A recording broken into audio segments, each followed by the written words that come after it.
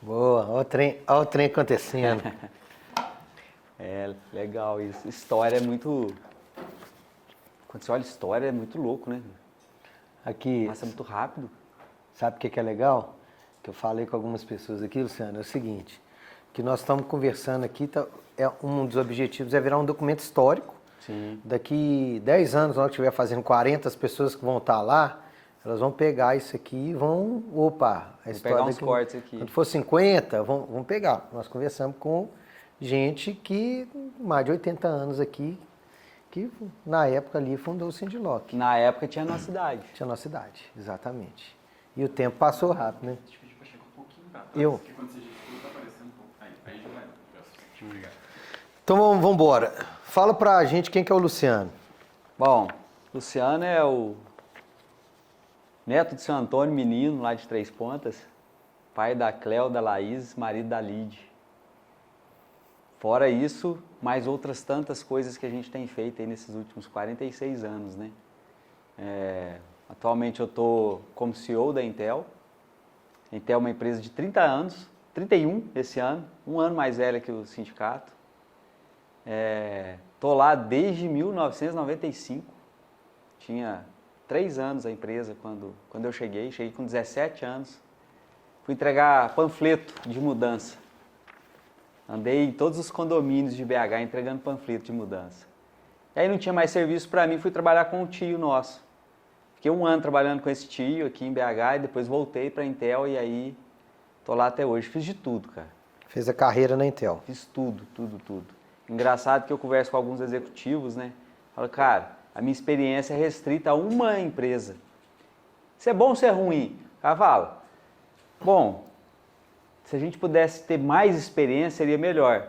Mas o tanto de coisas que vocês fizeram aqui, vocês acabaram aprendendo o que muito executivo não aprende, né? Que é do zero ao número que está hoje, que eu não sei aonde vai chegar. Então é um negócio muito louco e funciona muito bem. Então, porque a gente busca muito conhecimento, né? Então hoje eu estou lá com essa função, sou sócio da Triasa, que é outra empresa do nosso grupo, e tem mais umas outras coisas aí a fazer. Presidente do Sindiloc, diretor da Abla, diretor da Fenaloc, estamos aí. Luciano, você vem menino de Três Pontas e vem para estudar e para trabalhar? Como é que foi essa vinda aí? Pois é, naquela época era interessante que a gente tinha duas opções. Ou ia para a faculdade, ou ia trabalhar na roça com a família, lá em Três Pontas. E eu não gostava de roça, falei, então eu vou para a universidade. E tinha São Paulo ou Belo Horizonte. São Paulo é mais perto de Três Pontas, né, sul de Minas. Inclusive é mais referência para a gente lá. Só que eu já tinha meus primos aqui, em BH. Falei, então eu vou para BH. Vim para estudar, exatamente para estudar. Fiz cursinho, aquele Pitágoras que tinha na Espírito Santo. Era bom o cursinho. E passei em Engenharia Eletrônica. Eu cheguei em 95. Em junho de 96, eu passei na PUC em Engenharia Eletrônica. Então você fez engenharia? Aí fui estudar engenharia. Ah. 2 anos depois, 3 pau em química, eu falei, não vou fazer isso mais, não é isso não é isso que eu quero fazer, não é possível. E aí, já era 98, e a gente participava muito de licitação pública na Intel. Eu falei, cara, eu vou mudar, eu vou fazer direito. Aí eu saí da PUC, prestei vestibular para direito, fiz o curso de direito lá no Colégio Arnaldo, que virou Faculdade Arnaldo. A minha turma era a 3ª turma de Direito, que hoje é uma faculdade muito boa, das referências aqui em Minas. Então, formei em Direito,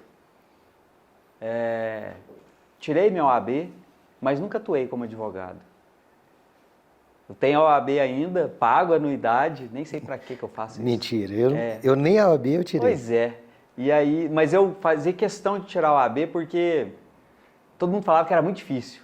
Era como se fosse uma apresentação era profissional. Era uma coisa muito complexa ter a carteirinha do OAB. Falei, não, vou fazer esse negócio. Aí eu formei, estudei uma semana, fui lá, fiz a primeira etapa, passei. Falei, opa, o negócio tá menos complexo. Aí, como tinha que fazer a segunda etapa, fiz o cursinho. Aí eu fiz um cursinho lá, aqui perto, aqui no Barro Preto. E aí eu fiz um mês de cursinho, faltando uma semana para a prova, escolhi Direito do Trabalho. Fiquei uma semana em casa estudando. Fiz um monte de peça. Aí passei. Passei de primeira, sem Mas nunca advogou, só administrou. Só para ter a carteirinha também, depois... E de formação profissional sua? Você fez direito e depois você fez mais alguma coisa? Mas que tipo de curso, que tipo de coisa? Eu fiz os 2 anos de engenharia, fiz o curso de Direito, passei na OAB, depois fiz pós-graduação na FGV de Gestão Empresarial, fiz o curso de PDC na Fundação Dom Cabral, que é o Programa de Desenvolvimento de Conselheiros, e fiz outros diversos pequenos cursos, inclusive alguns para a vida pessoal, tipo o FLUA, que é o Luiz lá que ministra, que são cursos que você fica 3 dias isolados e estuda mais sobre a vida para se autoconhecer. Mas a formação acadêmica, sempre estou fazendo alguma coisa, sabe? Eu não sou aquele cara de ficar fazendo pós-graduação, não. Não gostei de jeito nenhum, cara. 2 anos, sexta e sábado o dia inteiro, estudando. Não é... Você é muito mais prático, né? Eu sou muito mais prático. Aí eu fiz o PDC, que são 2 semanas na Dom Cabral, aí sim falei, isso aqui que eu gosto. Fiz imersão no G4, fiz mais uns outros cursos lá no G4, voltados para marketing, vendas, finanças. Você sempre preocupou em estar preparado, né? Sempre. Eu acho, Léo, que a gente vai ser eterno aprendiz a vida inteira, né? A gente nunca vai saber, a gente vai morrer sem saber praticamente nada. Ainda mais nesse mundo empresarial, né? Você tem que saber, se você não se renovar todos os dias, você não vai conseguir chegar em lugar nenhum. Tem que ter a cabeça aberta, não achar que sabe de tudo e sempre estudar. Estudar. Ô Luciano, e aí você vem para estudar e aí você começa a trabalhar de entregando panfleto. Por quê? Porque você já vai para a Intel. Como é que é a história da Intel, que ela mais ou menos da idade da sua, né, da mesma época que você vem para BH? Pois é, quem criou a Intel foi o Paulo, meu primo, né? O Paulo trabalhava numa empresa de expresso. Naquela época tinha esse serviço de expresso em BH, que era principalmente atender construtoras. O que era esse serviço de expresso? O Léo tem uma caminhonete e eu sou dono da Intel. E eu atendo a Líder, construtora Líder. O encarregado da obra lá no Belvedere me liga: ô Luciano, vou precisar de uma caminhonete amanhã o dia todo. Eu ligo para o Léo: Léo, amanhã tem serviço para você o dia todo. O Léo passa na Intel, pega uma ordem de serviço e vai trabalhar para a Líder. A gente tinha 100 agregados assim. Então tinha fila de manhã para pegar manifesto e ir trabalhar. Isso tinha em BH naquela época umas 5 ou 6 empresas que faziam isso. Era muito comum, Belvedere estava sendo construído, Buriti estava sendo construído e a logística não é igual hoje, né? Que você compra numa casa de material de construção ou compra direto de fábrica, eles entregam direto na obra. Não era assim, tinha que mandar buscar. Então a gente tinha muita gente fazendo isso. Aí o Paulo saiu dessa empresa que ele trabalhava em 92 e início de 93 ele abriu a Intel para fazer a mesma coisa. Inclusive ele teve um dilema ético nessa época que ele me conta, que fala que ele foi chamado por um colega que tinha um caminhão. Paulo, vamos abrir uma empresa. Ele, não posso fazer isso, vou concorrer com um cara aqui que é meu patrão, que me deu uma oportunidade. E aí ele foi conversar com esse patrão dele. Tô querendo fazer isso. Ele falou, vai com Deus. O mercado é grande, tem serviço para todo mundo. E assim foi, os dois nunca competiram. Tipo assim, de brigar, baixar preço um do outro, nunca. E aí a Intel foi trilhando outros caminhos. Em 95, o Paulo também estudava Direito, ele formou em 95. Em 94, já ali no 9º, 10º período, ele estudou Direito Administrativo e conheceu a Lei das Licitações de 93, que era muito nova. Muito nova, exatamente. Falou, cara, gostei disso aqui, vou participar de licitação pública. Aí esbarrou num problema, imposto, não pagava imposto. 93, 94, 95 vai pagar imposto? Era simples. nem sei se era simples. Ele jogava a guia fora, não pagava. Não pagava. Aí falou, pô, agora eu vou ter que regularizar. Aí regularizou tudo, tirou as certidões e começou a participar de licitação pública. Com carro?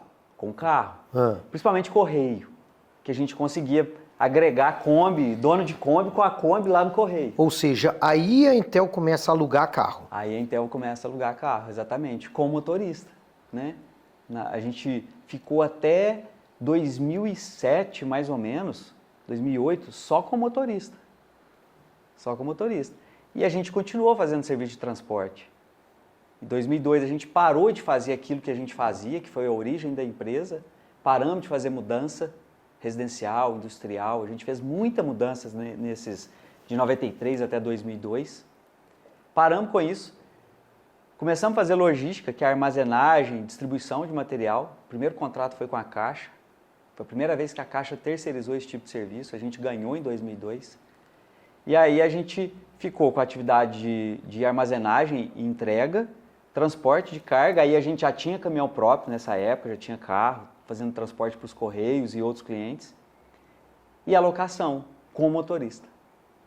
Em 2009, com a implantação de ISO, a gente entendeu que precisava modernizar a empresa, melhorar os nossos processos, profissionalizar mais.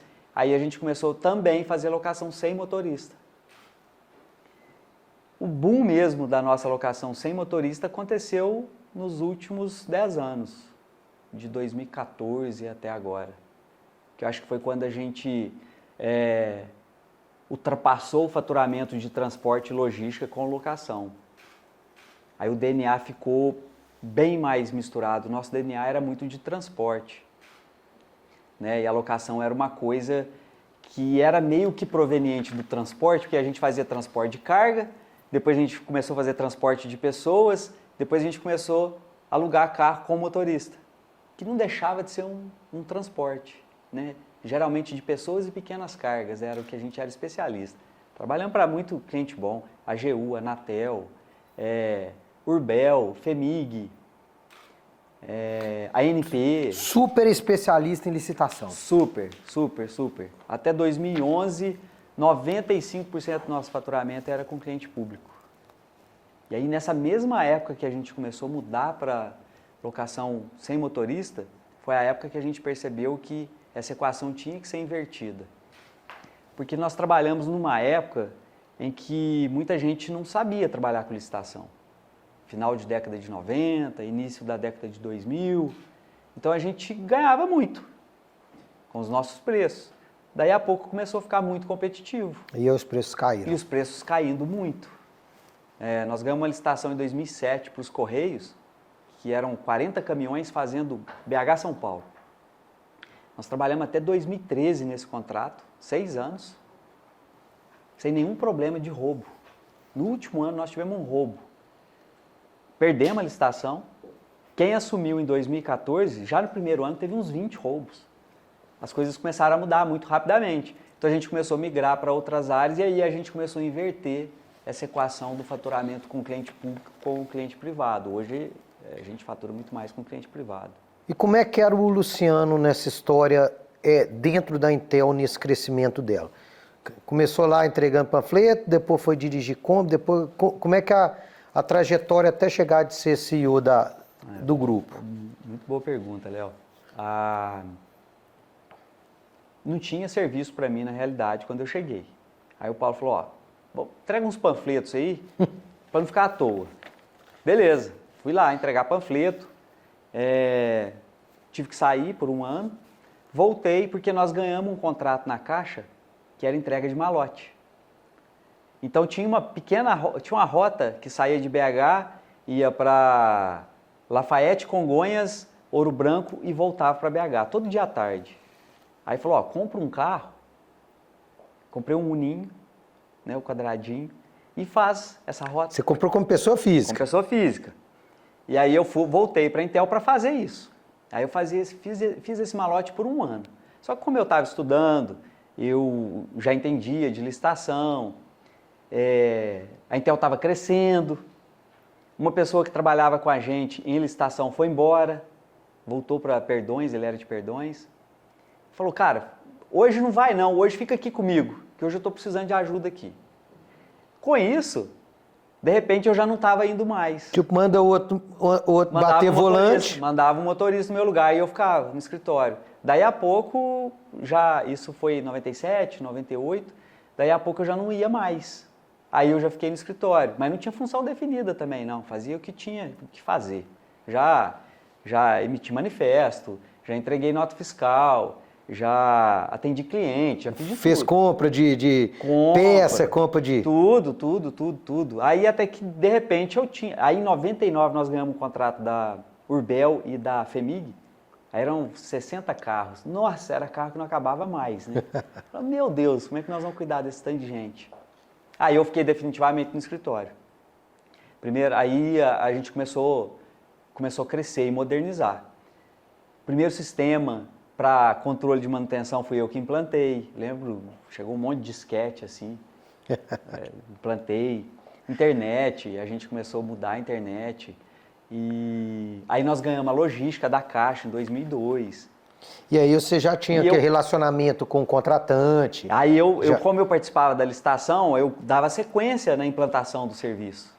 Então teve que ser, de certa forma, um comercial e operações. Um pós-vendas, né?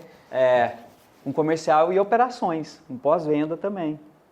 Então, ali em 2004, 2005, a gente foi ganhando muitos contratos. Ganhamos um contrato com a ANP, que era para atender o Brasil inteiro. Então, tinha lá uns 50 carros próprios, mais os carros que a gente tinha que agregar, que era por viagem. Então, a gente tinha parceria com um monte de locadora no país. Tinha um parceiro lá na Bahia, o cara era espetacular, não lembro o nome dele, eu sempre tento lembrar que locadora que é, eu acho que ele nem existe mais. Era muito legal, cara. E aí em 2008, 2009, como a gente tinha crescido muito, a gente dobrava de faturamento todo ano. Só que não tinha quem é quem aqui, quem faz o quê. Todo mundo fazia de tudo. Lógico que tinha quem tocava lá o armazém, por exemplo, aí ele ficava só por conta do armazém. Agora eu e o Paulo e a Juliana, praticamente, a gente ficava no escritório, então a gente compartilhava tudo.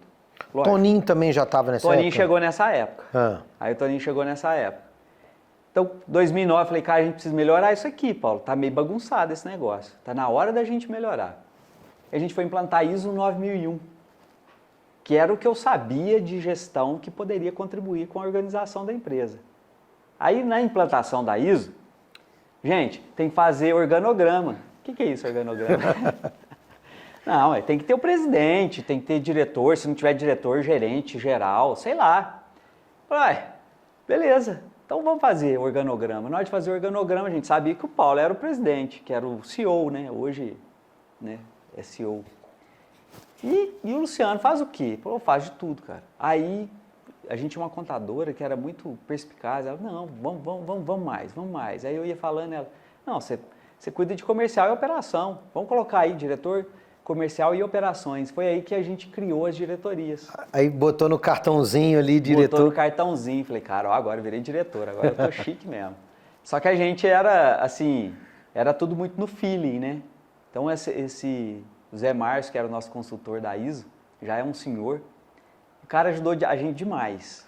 Então foi tipo assim uma virada de chave da Intel. Foi um start para a gente entender que a gente não era mais aquela empresinha. Aquela empresa de 93, que foi criada para subsistência, né? O Paulo criou a empresa para pagar a faculdade de Direito dele e transformou realmente numa empresa que aí a gente precisava ter o controle, saber o que a gente estava fazendo. E aí Toninho, aí já em 2011 o Toninho já estava com a gente há uns 4, 5 anos, a gente criou as 3 diretorias. Paulo como CEO, Luciano como diretor comercial e operações, a Juliana como financeiro e o Toninho como diretor de frotas e suprimentos. Aí o Toninho já cuidava da frota, compras, etc. Ficava com ele. E aí a gente foi crescendo. A gente até 2011, 2012 a gente quase dobrava de faturamento todo ano. 2015 Aí a gente já chegou num patamar que já era mais difícil continuar dobrando, aí a gente ia crescendo de forma mais menor, né? A gente crescia menos, claro. E 2019 a gente resolveu fazer iniciar a governança. Falei, cara, a gente precisa agora partir para um conselho, alguma coisa nesse sentido, profissionalizar mais. Geralmente essas iniciativas eram minhas. A gente tinha o apoio de todo mundo, mas geralmente eu que ia mexendo mais. Depois o Toninho, muito também, a Ju. Então, em 2019, a gente fez a governança, que foi escrever o acordo de acionistas, porque aí, com a história da Intel, foram surgindo outros negócios, como a Triasa, surgiu em 2014. A gente abriu a Triasa para vender triciclo, um negócio que não deu certo, porque os triciclos tinham uma qualidade muito ruim, mas a Triasa continuou. Então, já em 2019, a Triasa participava de licitação, já estava abrindo a primeira concessionária e tinha um sócio. Então, a gente fez o acordo de acionistas, deixou pronto o projeto para o conselho e aí veio a pandemia, início de 2020. Com a pandemia, o que vai acontecer? Todo mundo, né? Tá com todo e mundo. agora? Como é que será que vai ser isso aí? Então, a gente pisou no freio com a governança e deu sequência na nossa vida. Paulo, como CEO ainda, a mesma diretoria, já tinha 12 anos que a gente tinha feito isso praticamente, 10 anos, né? E até que em 2021, o Paulo, ele já vinha desacelerando, ele já não queria saber muito da operação, o perfil dele era diferente, ele era mais, é um cara de ataque, é um cara assim, para execução, maestral para isso, o cara é um gênio. Mais agressivo para negócio. Muito agressivo para negócio, muito empreendedor, mas não queria saber daquele dia a dia da empresa que é aquela coisa... Aquele pepino diário. Aquela coisa diária, gente cuidando de pessoas, ele não queria saber disso mais. Então, ele resolveu sair e os outros diretores acabaram me escolhendo para assumir. Não existiu isso do Paulo chegar e falar, não, eu quero que você assuma, ou quero que você... Numa conversa informal... Um consenso geral. Um café num dia, no almoço, depois do almoço, num café, a gente estava lá, Toninho pegou uma folha, começou a escrever um novo organograma, e aí ele desenhou o organograma, falei, cara, você está me jogando aí na fogueira, ou não sei. Será que eu estou preparado para isso? Mas a gente nunca está preparado para essas coisas. E aí o Paulo é muito rápido, né? Falou, pô, topo, tá feito, já vamos apresentar semana que vem. Não, calma aí, vamos fazer um negócio mais bonitinho então e daqui um mês a gente apresenta.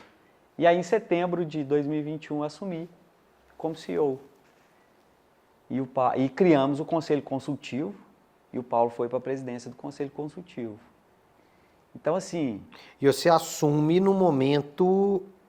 pós-pandemia também, que é um desafio louco também. Meio de pandemia ainda, né? Setembro de 21 a gente ainda estava... Abrir e fechar. Praticamente isolado.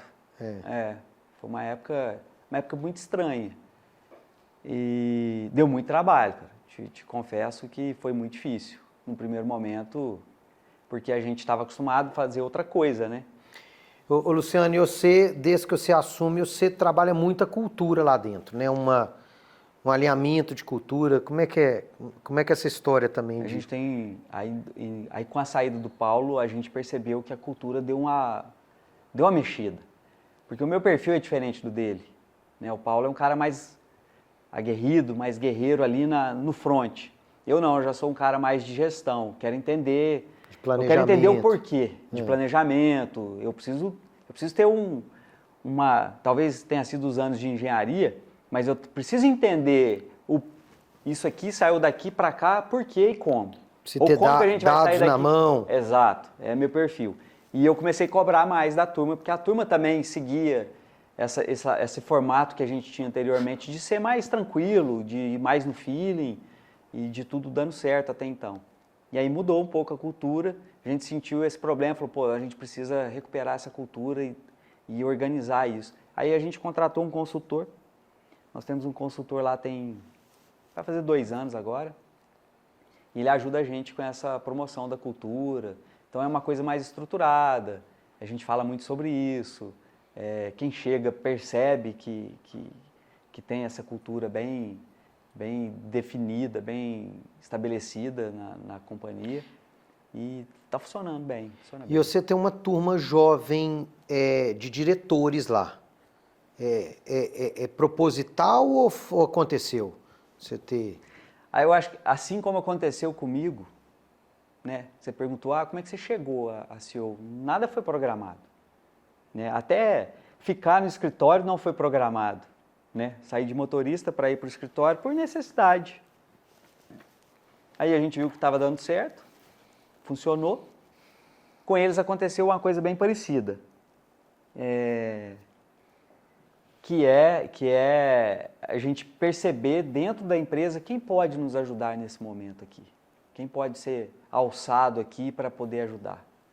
Então foi onde a gente trouxe o Rodrigo e a Ana Paula. A Ju continuou. O Toninho foi para a Triasa. Né? O Toninho saiu da Intel, foi cuidar da Triasa. E aí se formou essa nova diretoria. E aí, por que a Intel, o que você acredita esse crescimento que a Intel teve tão grande nesses anos todos? Que ela começa ali entregando, né, fazendo como é que fala? O expresso. O expresso para ter uma licitação e de repente ela vai ampliando o mercado e vai ampliando o negócio. A que você deve isso? Eu acho que está muito ligado à coragem do Paulo, sabe? Sei. E ele acabou, não é tendo sorte, mas ele acabou tendo a gente sempre ao lado, sabe? E tendo também, né, Luciano, um mercado crescente também, né? E um mercado meio que inexplorado. Então quem tinha mais coragem, mais voracidade, ia mais longe, né? Mesmo com as crises que o Brasil teve. Mesmo com crise. E a gente tinha uma mentalidade, a gente tem uma mentalidade que não é todo mundo que consegue ter. Você está numa crise, velho, bora para frente porque vai passar e toca o pau e vamos. De vez em quando a gente tomava lá, sei lá, toda empresa teve problema com justiça do trabalho, uma hora ou outra. Né? Depois que terminamos lá os contratos com a Urbel e com a FEMIG, quase todo mundo entrou na justiça do trabalho. Aqueles motoristas que eram donos dos carros, quase todo mundo entrou. Então o que a gente pensava? A gente fazia defesa, brigava, lutava, fazia acordo, pagava todo mundo, mas o que a gente pensava? Agora nós vamos ter que trabalhar mais para ganhar o dinheiro para pagar esses caras. Ao invés da gente ficar lamuriando, pô, o cara me fudeu, o cara trabalhou comigo 5 anos, sei que, não. Vamos para cima. Vamos para cima, vamos ganhar outro contrato. Tem tempo de ficar chorando. Não tem tempo de ficar chorando. Então acho que isso contribuiu muito com o crescimento, sabe? E a coragem, muita coragem. Quando a gente ganhou os Correios, que eram 40 caminhões, a gente nunca tinha tido um contrato tão grande na vida. Era assim, era um contrato de 5 anos, esse contrato equivalia praticamente a quase 2 anos de faturamento do que a gente faturava na época. Como é que você ganha um contrato que maior do que o que você fatura em 1 ano? Então era coragem. Aí a gente compramos caminhões, contratamos as pessoas, não tinha um RH montado. Então era uma zona os motoristas no início, uma confusão. E disso a gente sempre saía maior lá na frente. Fazia sempre do limão a limonada. Fazia acontecer. Primeiro contrato nosso maior de locação sem motorista, o cliente deu cano. Ficou devendo pra gente lá uma grana alta. Ele está em RJ ainda e não pagou. Depois nós ganhamos um monte de carro no governo do Rio. Época áurea, do Cabral, petróleo lá em cima, Rio bombando, ia ter Olimpíadas, não sei o quê. No final, pararam de pagar, ficaram devendo. A gente não ficava lamuriando, a gente... Porque isso faz... agora vamos ganhar aquele contrato ali, porque aquele contrato ali vai dar dinheiro para a gente pagar o prejuízo desse. E dava certo, e sobrava dinheiro. Então... Sempre reinvestindo. Sempre reinvestindo no negócio, sempre crescendo. E até hoje é assim. A gente... É claro, a gente tem o pé no chão, toma cuidado com muita coisa, mas... Faz parte do negócio. Deixa fluir. A vida é assim, né? Não é só matemática. Então está muito ligado eu acho que a gente fez uma equipe muito coesa, sabe? A gente tinha o Paulo, que era muito empreendedor, tinha o Luciano, que era gestor, que ficava de olho ali, tentando organizar a bagunça que a gente arrumava. Tinha a Juliana, que ajudava muito no financeiro, cuidava do financeiro, e o Toninho depois cuidando da frota, ajudando a organizar também junto comigo. Acho que é isso. O crescimento se deve muito a isso. Ô, Luciano, e quando que aparece o Cindy Lock na história da Intel? O Cindy Lock apareceu na história da Intel por uma situação que tem tudo a ver com o que eu estou falando. Apareceu uma licitação lá no interior de São Paulo. Locação de um trator. Olha, a gente também metia o B dele em todo lugar que não deveria meter.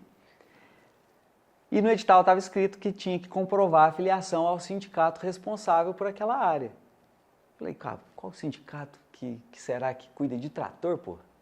Não tinha, mas tinha o sindicato das locadoras. A locação. Falei, opa, vou lá no Sindilock. Eu lembro direitinho.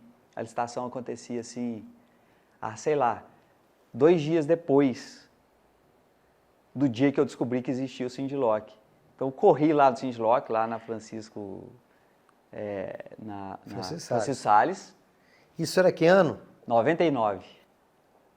Preciso fazer o cadastro aqui porque Eu tenho que participar de uma licitação, eu tenho que ir amanhã, porque é lá em São Paulo.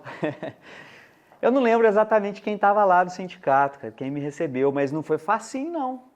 Era Renata? Você não lembra se era Renata? Não, mas eu tive que conversar com o diretor? Eu tive que conversar com Presidente? Com o presidente, que era Raimundo. Com o Raimundo. E aí eu fui lá na Brasil conversar com o Raimundo. Na Brasil, na IES. Aí ele era todo sério, né? Eu não convivi com o Raimundo muito tempo. Mas o coração dele era Pra mim ele era o cara mais fechadão que existia. E aí o Raimundo, por que você quer filiar no Sindilock? Aí eu expliquei, né, a nossa história. Falei, não, preciso participar de uma licitação e tal. Beleza. Aí liberaram o cadastro no outro dia, juntei a documentação, fomos lá e passei longe. Da licitação? Ganhei, não. Fiquei longe da licitação, só gastei tempo. Mas aí a gente ficou afiliado. Foi onde a gente entendeu aí. Foi onde a gente começou a entender esse mundo da locação. Você vê que coincide, que foi em 99 que a gente ganhou lá os carros com motoristas. E a gente ficou no Sindilock. E aí começou a participar de um evento ou outro, essas coisas? Muito pouco, Léo. A gente era muito tatu dentro do buraco. Muito, muito, muito. Eu acho que com a implantação da ISO, a definição lá dos cargos, do organograma, a gente percebeu que a gente precisa sair de dentro da toca. E aí eu comecei a participar um pouco mais. Mas você sabe a história, a minha história com o Sindilock, que eu fui participar efetivamente foi naquele mandato do Marco, que vocês foram lá na Intel me convidar para a diretoria.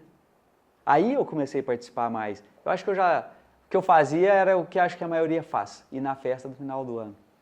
Que eu acho que foi ali, uns 2 anos antes só também. Mas você ia, mas você participava de alguns cursos, de alguns eventos. Você Participava. foi em Araxá? Fui em Araxá então, em 2011. Não, participava, não era muito presente. Mas aí com o convite para a diretoria, falei, cara, realmente agora é importante a presença, a participação. Tanto presencial, tanto profissional, quanto da própria representatividade da empresa né, na entidade. Exatamente. Foi onde a Intel também ficou um pouco mais vista, as pessoas conheceram mais. Né? Como a gente participava muito de licitação, a gente não aparecia também, porque quando você trabalha com órgão público, você vai lá, ganha um edital, assina um contrato e pronto, não tem muito papo. Agora, mercado privado não, mercado privado você tem que aparecer, os fornecedores têm que te conhecer, os clientes, você tem que mostrar a cara. Foi onde a gente começou mais a mostrar a cara, mas eu sempre gostei, né? Como você mesmo pontuou bem, nós participamos, fomos para Araxá, alguns eventos, alguns cursos a gente participava, então sempre foi muito bacana. Aconteceu a mesma coisa com a Abla. A gente precisava participar de uma licitação em Brasília e precisava ser filiado à Abla. Nem sei quem é que enfiou isso lá no edital na época, mas era uma licitação da Anatel. A Anatel criou uma metodologia diferente. E aí eu corri em São Paulo, fiz filiação na Abla em 2002, 2001. voltei, fui para Brasília, participei, aí nós ganhamos. Deu certo. Foi quando a gente começou a trabalhar para a Anatel. Então, sempre fizeram parte da vida da Intel, essas entidades. Luciano, e aí você recebe um convite para entrar na diretoria. Isso foi, você lembra quanto que foi isso aí? Foi 2017 ou 2018. Você recebe o convite para vir para a diretoria. Sim. E aí você entra, você lembra qual cargo que você... Diretor jurídico. Diretor jurídico. Diretor Você era jurídico. advogado, exatamente. E aí você faz parte do mandato do Marco, que é querendo ou não, que é uma renovação. Você entra no primeiro mandato dele, né? E aí qual que é a sua experiência, sua percepção desse momento, do mandato dele? Foi logo na sequência do seu, né? É. Foi quando vocês estavam transformando o sindicato com aquela característica de empresa que é o que ela tem hoje, já muito bem definido.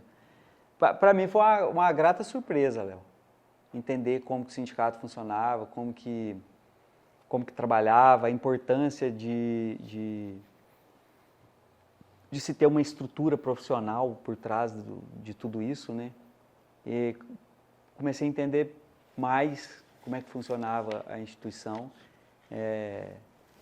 As pessoas têm um preconceito com o sindicato, né? Principalmente quando é o laboral. Mas o patronal é diferente. A gente vê que, pelo menos aqui em Minas, né? O Sindiloc, ele sempre... nós conversamos aquele dia com os fundadores lá no sindicato, então eu percebi que a mentalidade deles, apesar de não tão organizada igual a gente tem hoje, era muito voltada para o setor, né? Realmente preocupada com o setor. Você via realmente várias pessoas com dedicação ali, né? Deixando a sua empresa, ficando horas ali em reuniões, etc, etc, porque estava realmente preocupado com o setor e não preocupado com si próprio, com né? si próprio. Eu agora sou o diretor do sindicato. Outra coisa muito legal que eu vi lá, que não existia esse jogo de ego, manda mais, quem alça esses cargos, não existe isso. Então, foi um grande exemplo. Me ajudou bastante, até para a minha vida profissional. Aprendi muita coisa com o Sindiloc, que contribuiu com a minha... com os meus conhecimentos. Promove relacionamento violento. Muito, muito. O sindicato, assim, agora eu sou suspeito de falar, né? Mas a gente realmente cuida, né? Cuida do setor. Faz por onde, né? Os associados, eles sabem que o Sindiloc está ali para dar um apoio que é necessário. E a representatividade de classe ela é muito importante, né? A gente, às vezes, quando a gente tem uma locadora pequena, está lá enfiado em todos os problemas, você está preocupado até com o pneu que furou, mas você tem que ter uma entidade te representando, né? O trabalho que foi feito o ano passado, para mim, é um dos maiores exemplos de como o Sindiloc é uma instituição forte e tem que ser muito respeitada, porque o nosso trabalho, nosso poder de convencimento o ano passado com relação àqueles problemas relacionados com o IPVA foi muito grande, né? Secretários nos receberam, deputados nos receberam, né? Tudo de forma muito o governador nos recebeu. Clara, límpida, né? A gente não foi lá, fica choramingando, mas mostrar para os caras com números, com trabalho técnico, né, Luciano? Com trabalho técnico, com números, com argumentos sólidos, né, Léo? De que, cara, o que vocês estão fazendo aqui vai ser ruim para todo mundo. O poder de convencimento com base em dados foi muito importante, né? Até as ações judiciais que a gente precisou entrar, então, também trabalhos muito bem feitos, né? Muito bem estruturados. Então, eu vejo aí que o Sindiloc, ele vem, eu acho que evoluindo cada vez mais e uma tendência, assim, evoluir mais ainda, né? Eu lembro que num dos SWOT da vida lá, uma das ameaças era o fim da contribuição sindical, né? Acho que não durou 2 anos, né? E teve gente que imaginou, pô, isso nunca vai acontecer. Aí a Dilma sai, entra o Temer, um ano depois é aprovada lá a nova lei trabalhista, acabando com isso. Então, e o sindicato estava totalmente preparado para viver sem isso. Né? A gente vê que vários outros quebraram, acabaram. Né? O sindicato vivia ali de uma renda que o governo bancava e o Sindiloc não. O Sindiloc já tinha os seus projetos, já tinha seus projetos, já tinha dinheiro, já tinha sua sede, já tinha seu trabalho bem desenvolvido. Já então, tinha gestão financeira, administrativa, né? Exatamente. Já tinha uma organização, né? E já sabia desse risco. Olha quando você trabalha com gestão, quando você observa o que tem que ser realmente feito, né? Porque que sindicato que vai fazer um planejamento estratégico e desenhar um SWOT?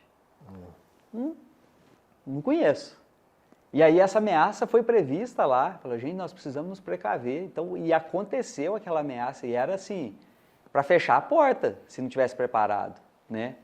Porque você tem uma fonte de renda, daí a pouco vai alguém lá e tira aquela fonte total.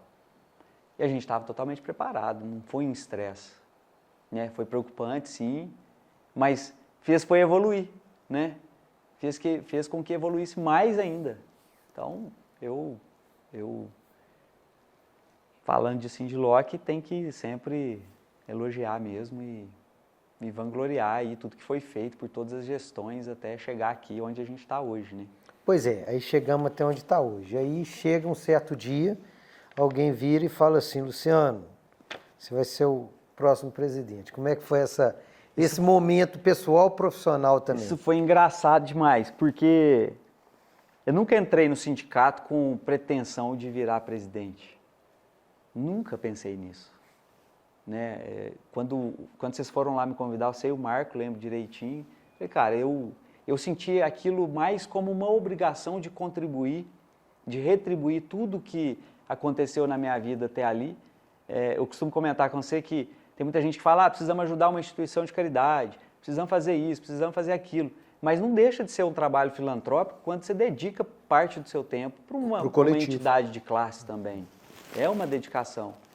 E aí eu falei, cara, vou porque eu tenho dívida com isso. E eu lembro que o sucessor do Marco era o Gustavo. E o Gustavo acabou vendendo a empresa ali no finalzinho do mandato, né? Então o Marco assumiu um novo mandato, nós continuamos na diretoria. E no final do mandato dele eu lembro que a gente não tinha ninguém. O negócio, ninguém queria. E aí eu tive o mesmo sentimento. Falei, cara, vai fazer... O mandato era de 2 anos, vai fazer 4 anos que eu estou aqui. Eu acho que eu tenho uma dívida com essa turma, porque essa turma trabalhou aí os últimos anos e eu participei muito pouco. Então eu acho que eu tenho essa dívida. Aí um dia, num domingo à noite, mandei uma mensagem para o Marco. Marco, se não tiver ninguém, pode contar comigo. E aí eu pensei, né? Falei, vai conversar com os outros, vai tentar a turma mais antiga, não sei o quê, não sei o quê, não sei o quê. Não, passou assim, sei lá, 15 minutos, 10 minutos, falou, não, beleza, tá combinado então, você é o candidato. Falei, não, peraí só, calma aí. E ele, não, tá tudo certo, não tem problema não, vamos embora, a gente precisa realmente dessa ajuda. E aí foi o que aconteceu, meio de pandemia, né, a gente fez a eleição, juntar a diretoria também não é muito fácil, né? Porque não é todo mundo que tem disponibilidade para dar um apoio. Você tem mais experiência que eu, você passou por 2 mandatos também como presidente, então é complexo esse negócio de juntar as pessoas. Mas tá muito bacana. Eu acho que o meu trabalho é pequeno. Eu acho que a equipe do Sindiloc que é o ator principal nisso. Léo, Patrícia, Cibele, que está lá há mais tempo. Então, eu percebo que essa equipe aí que é a estrela do sindicato. E é tudo origem de uma gestão muito bem feita lá atrás, né? Que foi trazendo aí que hoje existisse essa estrutura tão bem feita, tão bem criada por vocês E tá, é muito legal, eu acho. Agora, sou muito no feliz. seu mandato, Luciano, são criadas 2 novos projetos que são importantes e que estão, como é que eu falo assim, que estão abrindo os horizontes para o futuro, que é o Sindiloc Jovem, né, que já é um projeto que criou e que já tracionou, e agora criando o Sindiloc Delas. O que é isso aí? O que você pensa, né, no seu mandato, num próximo mandato que vai vir? Como é que você olha essas ações que o próprio Sindiloc... E aí, nós estamos falando de podcast, nós estamos falando de workshop, nós estamos falando de negócio. Como é que você vê que o Sindiloc, ele sempre vai criando coisas, vai sendo protagonista? Dentre outras várias ações, né, Léo, que o Sindiloc se modernizou nesses últimos anos. Mas eu acho que até casa com o que eu acabei de falar, da dificuldade da sucessão. Né? Não adianta, a gente está envelhecendo. E a gente precisa ter pessoas preparadas para perenizar. Isso vale para a nossa empresa, vale para a nossa vida, vale para o Sindiloc, muito. Mas eu acho que o projeto do Sindiloc Jovem, quando ele tracionou, falei, cara, isso aí agora sim é um espetáculo. Porque são vários jovens promissores, né, que já estão no negócio. Então são as pessoas que vão nos suceder. A esperança que eu tenho é essa, que além dos trabalhos que eles já fazem, dos encontros, das trocas, né, de experiência ali, de conversar entre eles, que é uma coisa extremamente importante para o crescimento deles, né, para o aprendizado deles, eu vejo uma solução de um problema que a gente também já identificou em um SWOT, né, como uma ameaça ou um risco, de que era a sucessão. Eu falo, pô, do jeito que pode acontecer aqui da gente não ter gente para ser presidente mais, e como é que não vamos fazer isso? Mudar estatuto para uma pessoa ficar mais? Não faz sentido isso. Então é muito, muito prazeroso ver aquela meninada participando do Sindiloc Jovem, né? O último encontro a gente viu lotado, né? E eles estão aí doidos para fazer com que o sindicato se perenize aí ao longo dos anos. É muito, muito, muito bacana. E você comentou sobre o Sindiloc Delas, é outra ação extremamente importante, na minha opinião. A origem da Intel é transporte. Por muitos anos, a gente teve só a Juliana como mulher trabalhando com a gente. Muito tempo. Só homem. É um meio muito masculino. E a alocação também, depois eu percebi que é quase a mesma coisa. Tirando aí as atendentes de balcão, né, você via que a gestão era toda masculina. Então, o Sindiloc Delas vem também para ampliar isso, mostrar que as mulheres devem participar, serem respeitadas como gestoras que elas são, excelentes. Então eu acho que é mais um projeto que vai tracionar bastante e que vai dar voz aí às mulheres na gestão das locadoras, que é uma coisa totalmente necessária, tem que ter. Então, acredito muito que vai tracionar e que vai funcionar muito bem.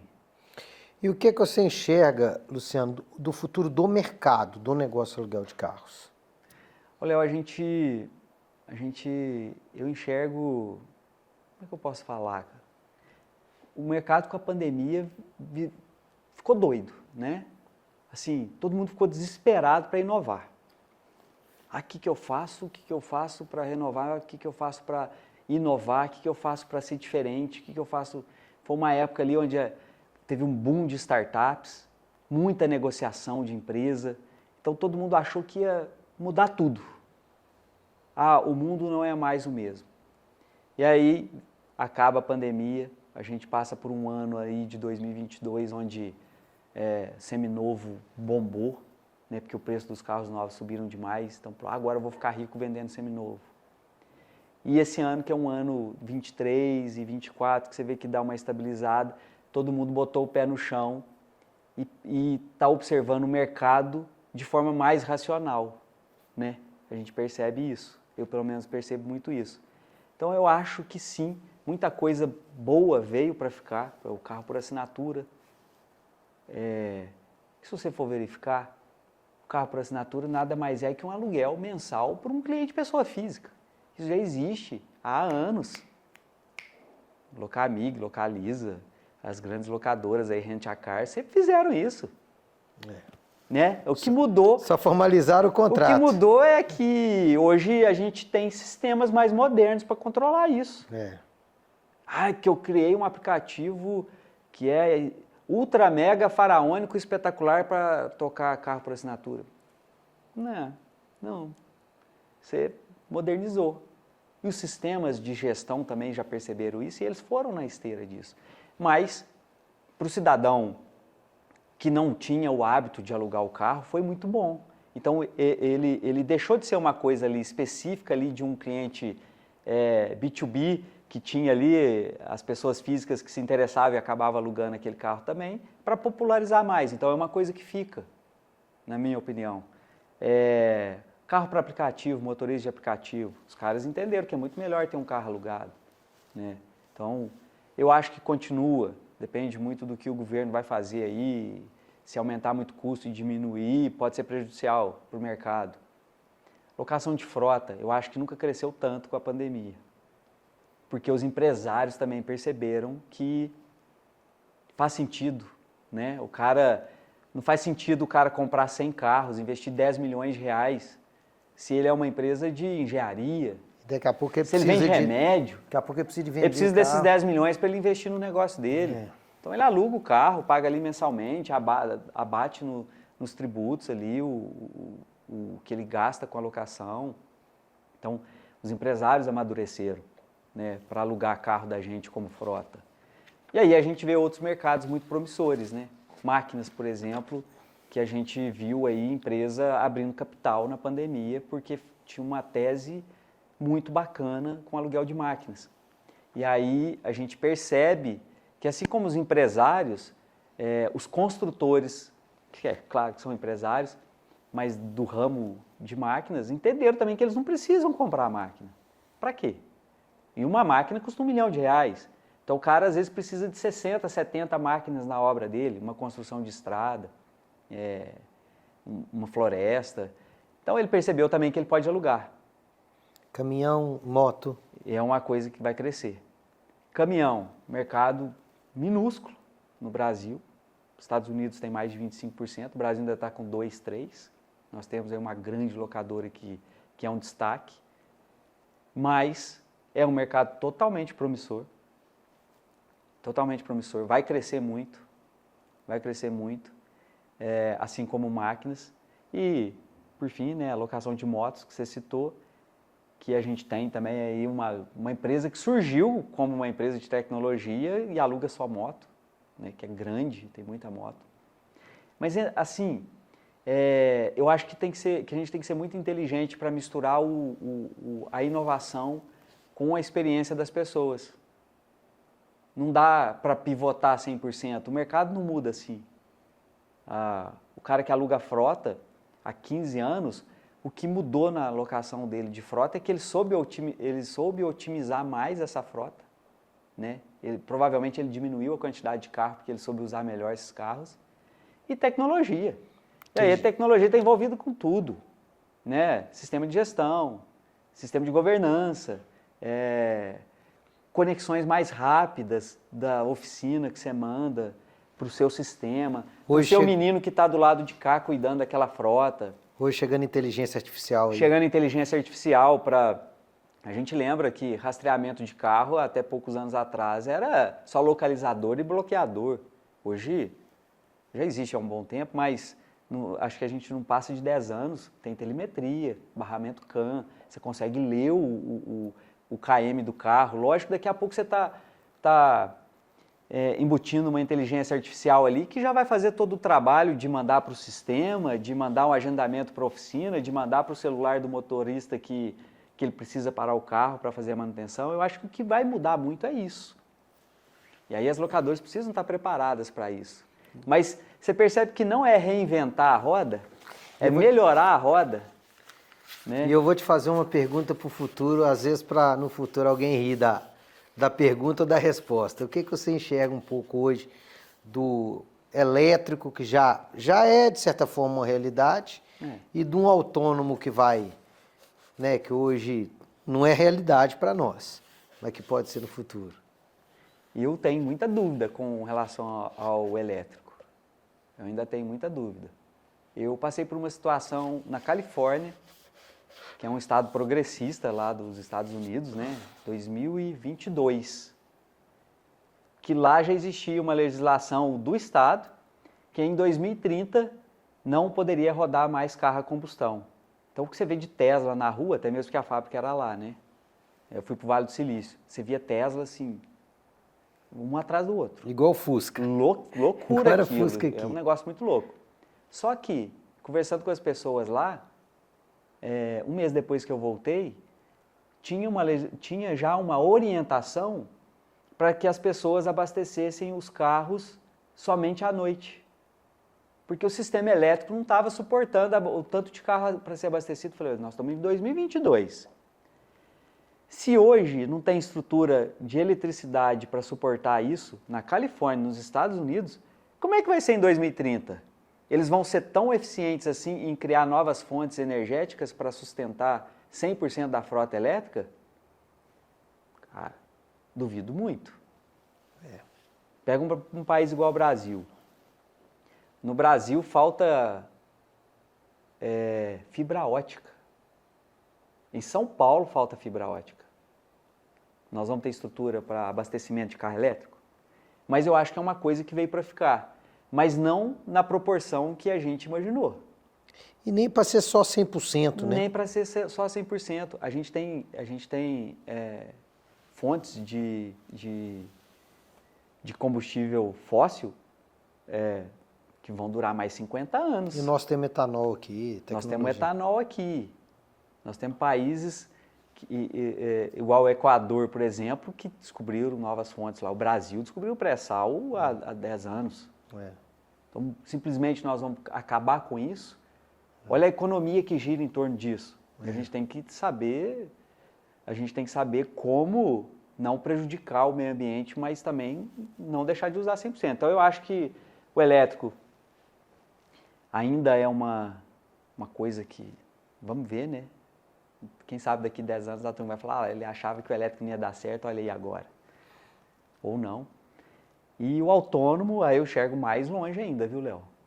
Eu enxergo muito, e isso é para já, o auxílio ao motorista, que já existe nos carros hoje. Frenagem automática, para evitar acidente, identificação de pessoa, identificação de bicicleta, e essa identificação de possível colisão lateral, isso já existe nos carros hoje. Esse semi-autônomo aí, que não é o carro dirigir sozinho, cara, isso já ajuda demais. É o que eu acho também. Eu acho que vai evoluir muito nisso. Eu acho que os sistemas vão ficar tão finos que muitos acidentes vão ser evitados por erro humano. Tipo, corrigir, controle de tração e estabilidade. Existe há quantos anos? E as pessoas não falam sobre isso, mas já deve ter evitado centenas de acidentes. Então eu acho que a gente vai modernizar muito nisso. O autônomo, para rodar sozinho, eu acho que vai ser uma necessidade em alguns lugares. Igual mineração, por exemplo, já existe caminhão autônomo, já existe escavadeira autônoma, já existe equipamento operado à distância. Então isso aí eu acho que vai acontecer. Ali naqueles nichos mais menores.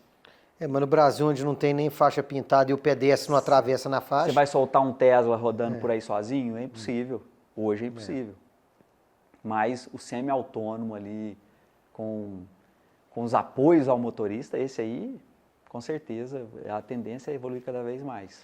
E para o futuro do Sindiloc, o que você enxerga e o que você espera desse futuro?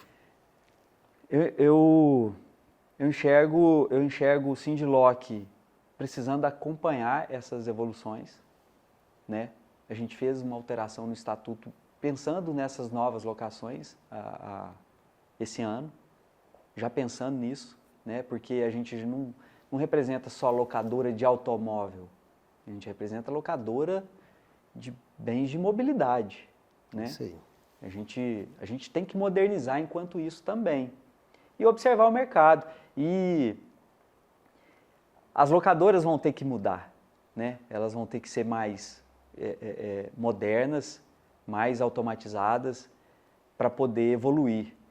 Então, acho que o sindicato tem que acompanhar isso. Ele vai acompanhar talvez apoio que a gente dê para as locadoras hoje, daqui a alguns anos ele não faz mais nenhum sentido, né? Então, a gente vai ter que se renovar, assim como teve a renovação lá com o fim da contribuição sindical. Eu acho que é um exemplo do que pode acontecer para o futuro. Eu espero muito isso. E eu acredito muito que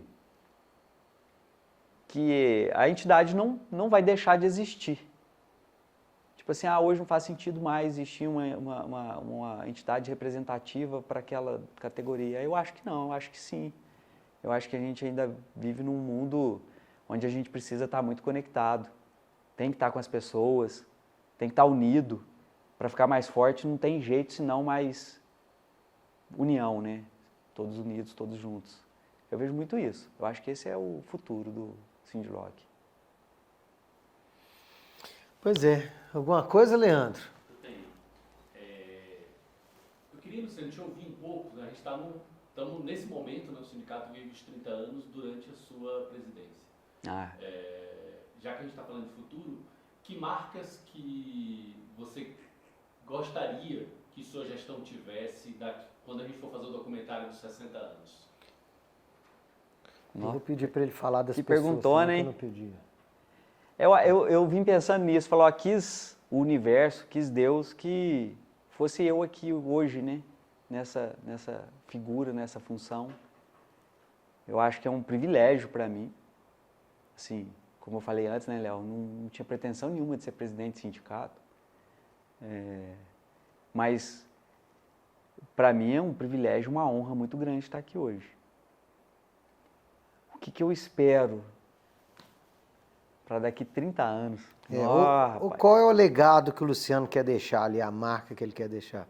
Quer ver? Antes de você responder isso, deixa eu te pedir para você, com algumas pessoas eu fiz isso, estava até esquecendo, para você falar de algumas pessoas mesmo do Sindiloc, dessa parte de algumas pessoas. Você falou muito do Paulo, seu primo, seu sócio, né? Uhum. Fala um pouco do Paulo também. De quem é o Paulo, do que você aprendeu com o Paulo. Fala da pessoa, aberta assim a pergunta mesmo. Paulo é meu primo, ele é 7 anos mais velho que eu. Então, quando eu tinha 10, ele tinha 17, então ele já estava passeando de carro, mexendo com as menininhas. Então, a minha mãe faleceu muito cedo. E a minha tia, que é a irmã da minha mãe, a mãe dele. Então, eu ia muito para casa das tias. Então, quando eu tinha de 10, 11 anos, eu ia para Perdões, que ele morava em Perdões. Nós somos todos de Três Pontas. Mas a gente ia para Perdões, eu ia para Perdões para ficar as férias lá. Porque eu morava com meu pai, então eu ia para casa das tias para passar férias. E aí ele era um cara muito interessante, bicho. Porque você com 17 anos, você não quer um moleque de 10 andando na sua cola, que vai só te atrapalhar.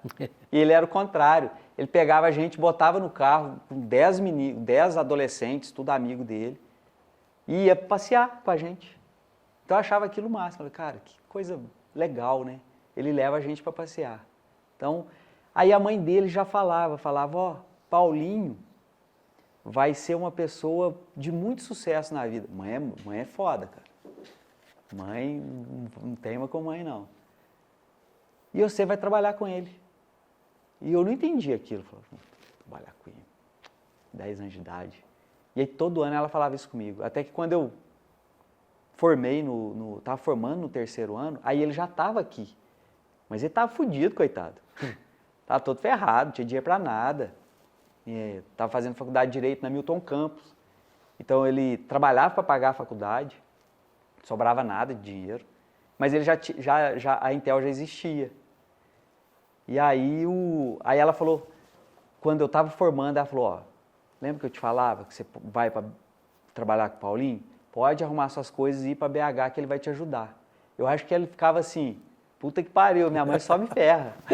Porque não era só eu, aí veio o cunhado dele, a gente era da mesma idade.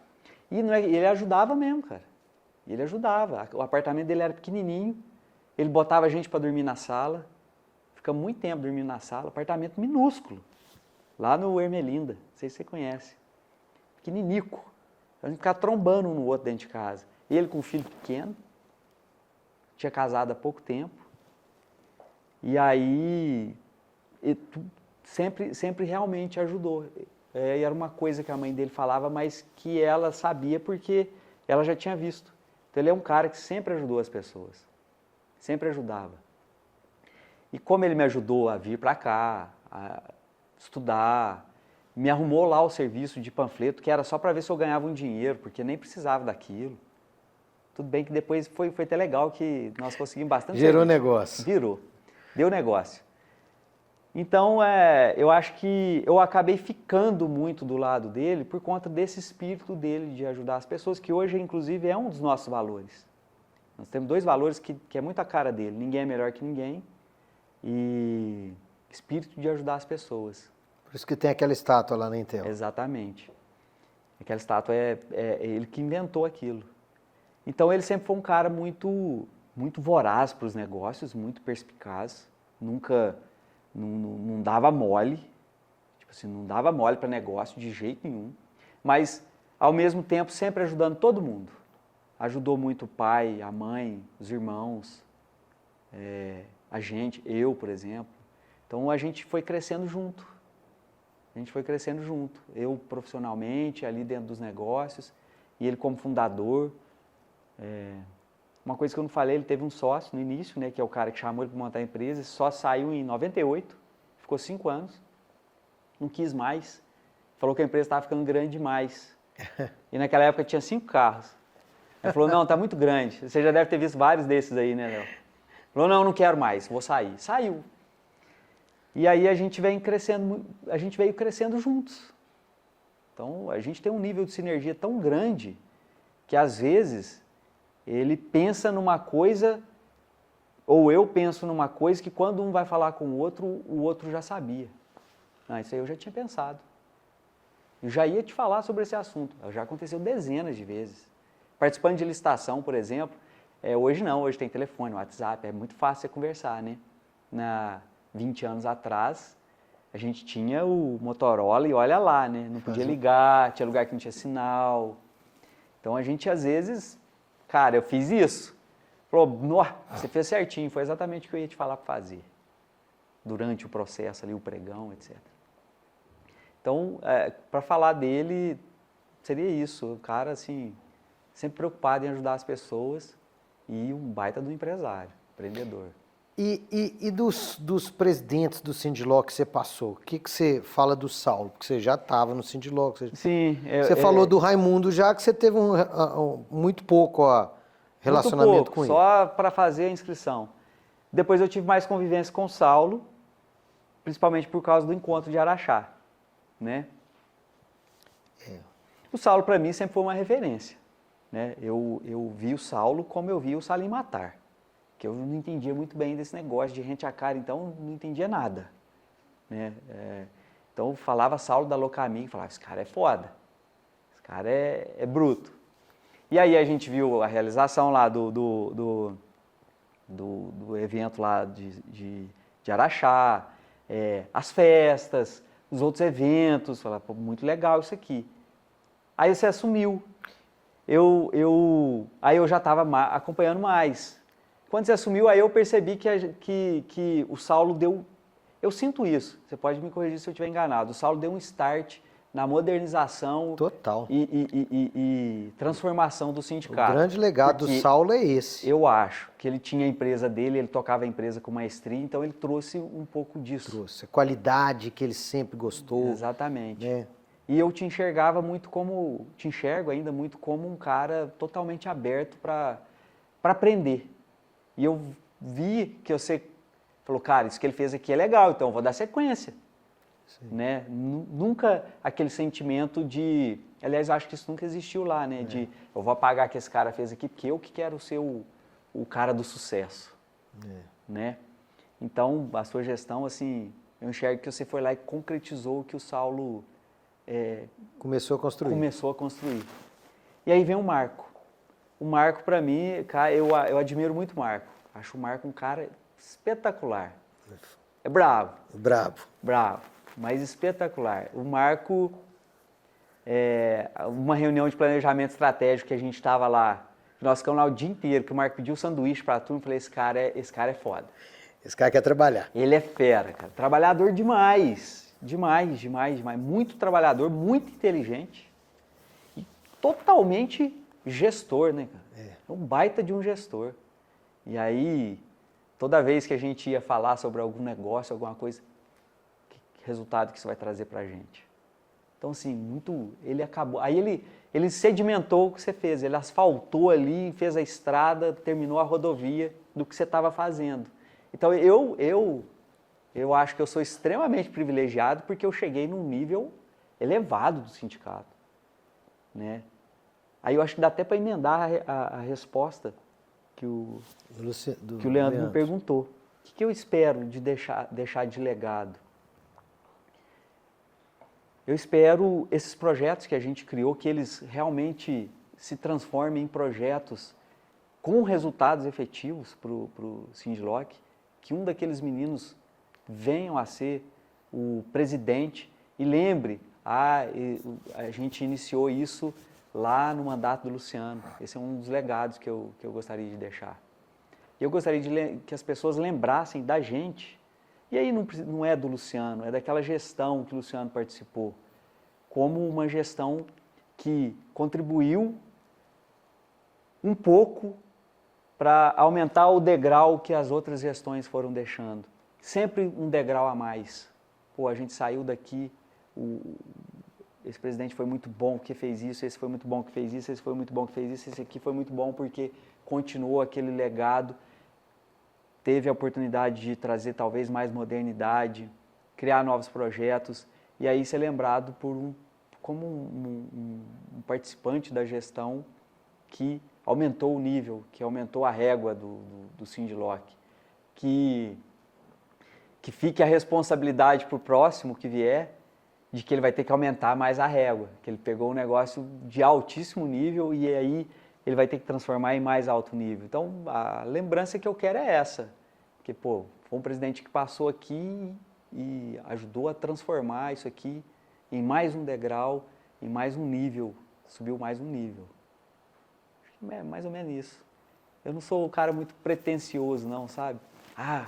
Quero ser lembrado como o cara que criou não sei o quê. Não, eu acho que a gente tem que participar e passar e deixar para os próximos aí, mas deixar o exemplo para eles, assim como eu tenho grandes exemplos, né, Léo? De que eles vão ter que seguir o nosso exemplo. E para seguir o nosso exemplo, o cara não pode ser bobo.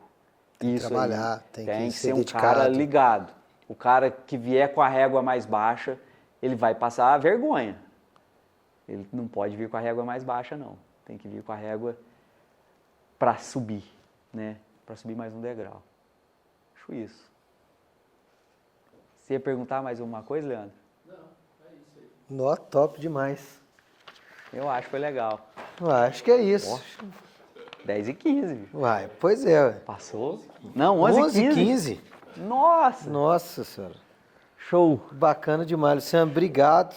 Eu que agradeço. Acho que isso aí, a ideia é essa aí, de o que vai ser aproveitado lá no documentário, algumas coisas para ir você fechando. Vai ter trabalho, hein?